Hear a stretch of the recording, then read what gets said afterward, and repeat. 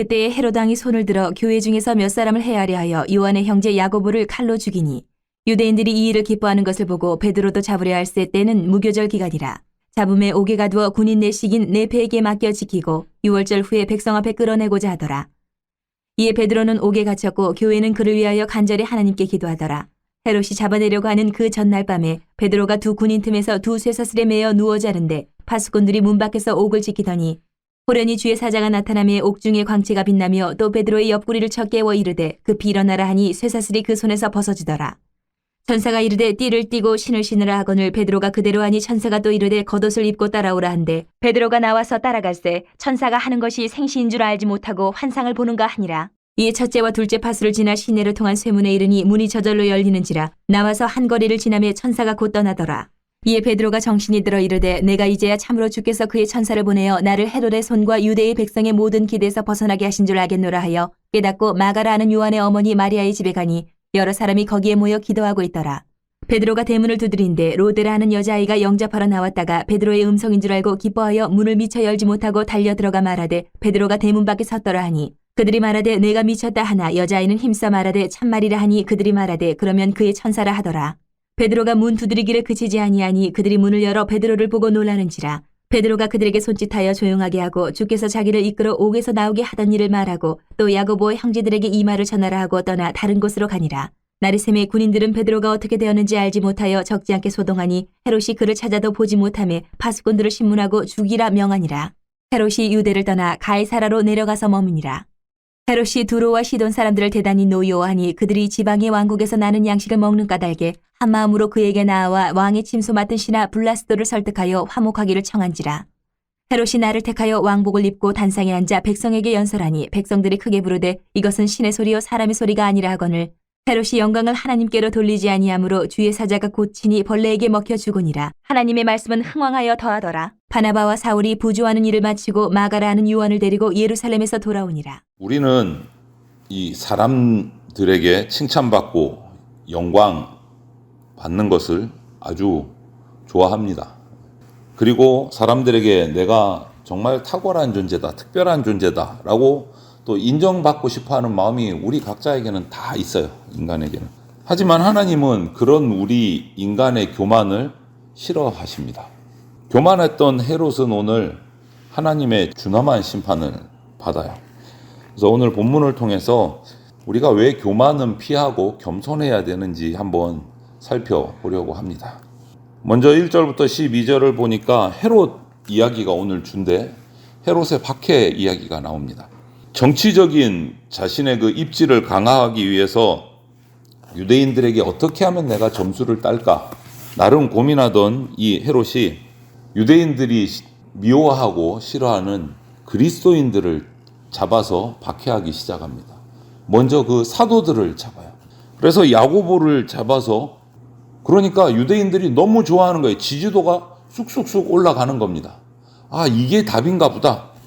이번에는 정말 예루살렘 교회 수장인 베드로까지 체포를 해서 잡아서 감옥에다가 투옥을 시킵니다.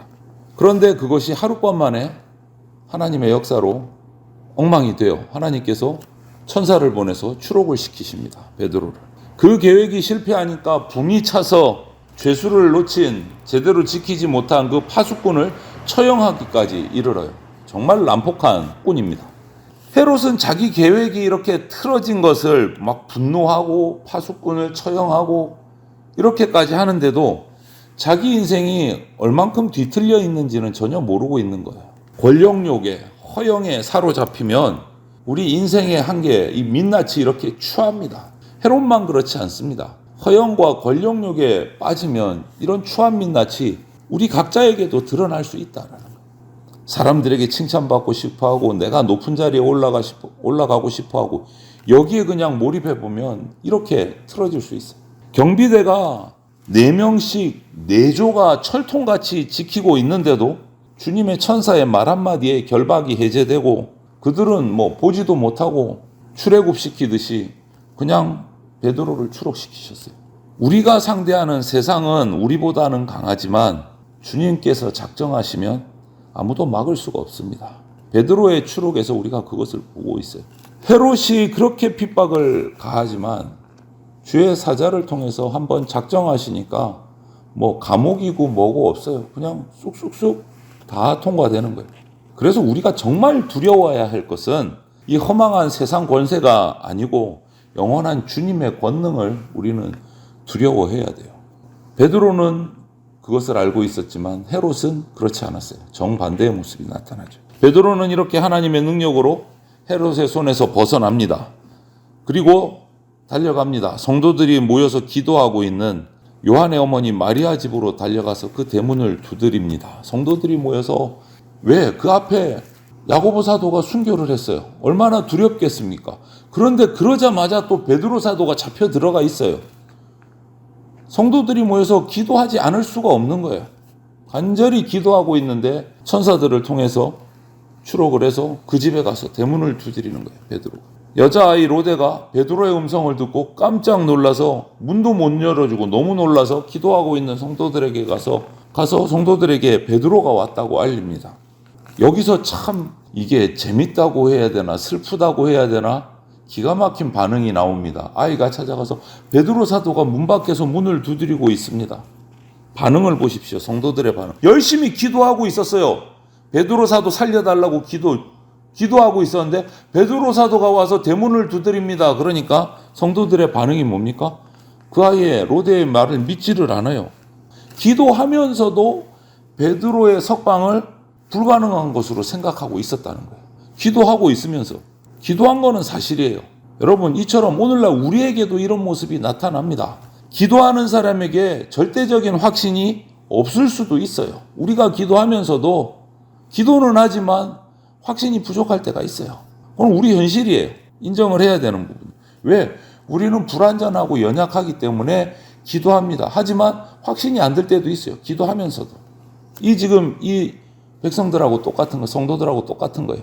베드로 사도의 그 추록을 위해서 기도는 하고 있지만 왔다 그러는데도 믿지를 못하는 모습이 꼭 우리의 모습인 것 같아요. 기도를 해놓고도 응답을 확신하지 못하는 것.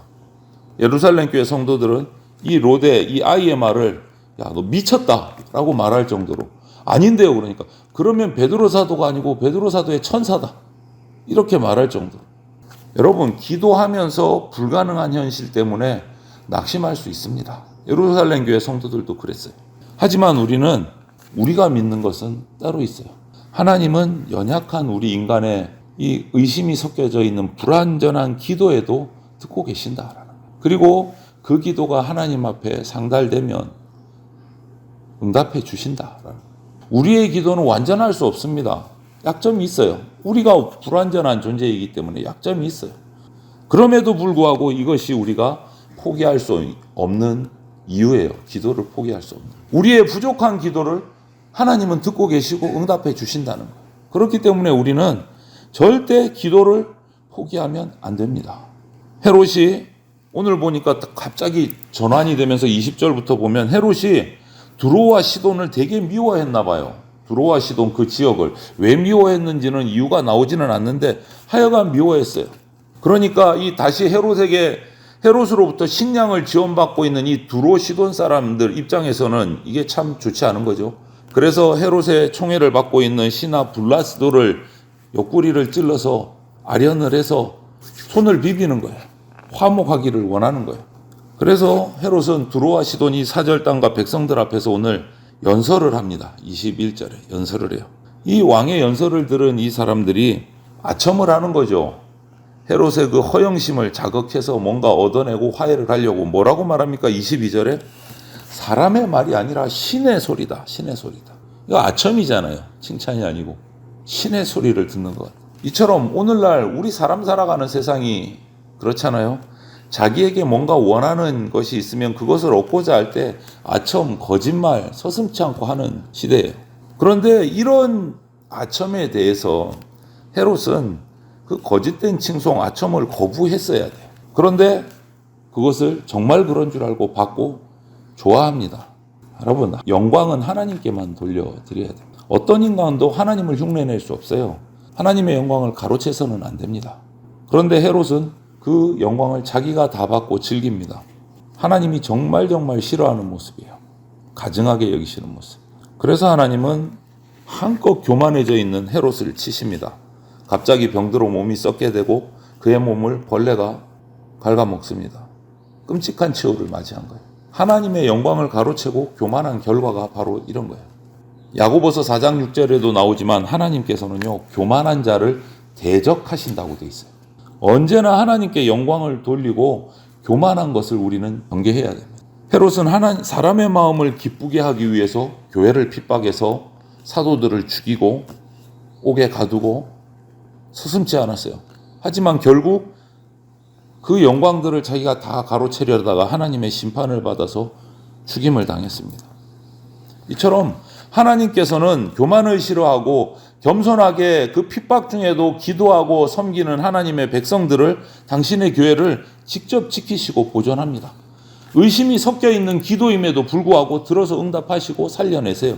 그렇기 때문에 저와 여러분들은 우리가 부족하지만, 우리의 기도가 완벽한 거 아니지만, 의심이 들어가기도 하지만, 우리 교회가 연약하지만 하나님의 사랑과 보호하심을 믿고 핍박을 두려워하지 말고 우리는 기도하고 하나님 앞에 예배해야 합니다. 하나님은 교만한 자를 미워하십니다. 여러분, 겸손하게 부족함을 인정하고 하나님 앞에 엎드리고 하나님의 영광을 하나님께 올려드릴 때 우리는 하나님의 보호하신 가운데 거할 수 있습니다.